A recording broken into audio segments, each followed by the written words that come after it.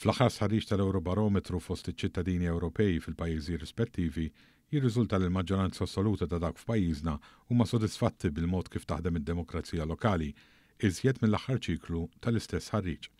Kif kien diġà rapportat minn One News fl-aħħar ta' Novembru li għadda, meta ħarġu l-ewwel riżultati mill-istess Eurobarometru, il-fiduċja tal-Maltin fil-Gvern ukoll żdiedet u jiferm iżjed mill-medja fl-Unjoni Ewropea. L-istħarriġ tal-Eurobarometru li sar fost aktar minn 26,000 persuna sab l-sodisfazzjon tal-Maltin dwar kif taħdem id-demokrazija ilaħħaq l-54%, waqt li kważi nofs iċ-ċittadini Maltin qalu li għandhom fiduċja fil-Gvern. Dan fil-waqt li l-medja fil-pajjiżi tal-Unjoni Ewropea hi ta' 33%. Dakinhar kien ġie rapportat ukoll li 89% ta' dawk intervistati f'pajjiżna qalu li huma sodisfatti bil-ħajja tagħhom, bi 83% jsostnu li l-affarijiet f'ħajjithom sejrin fid-direzzjoni tajba.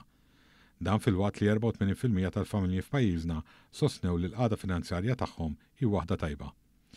Minn barra hekk 89% tal-Maltin u l-Awċin jisqarru li jħossu li għandhom rabta kbira ma' art welidhom.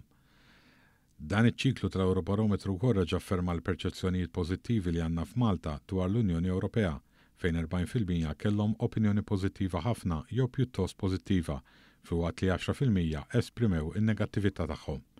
Il-Maltin għadhom iħarsu lejn is-sħubija fl-Unjoni Ewropea mill-lenti pożittiva, tant li l-maġġoranza tagħhom jemmnu li bis-saħħa ta' sħubija fl-Unjoni Ewropea Malta qed tgawdi minn ħafna benefiċċji.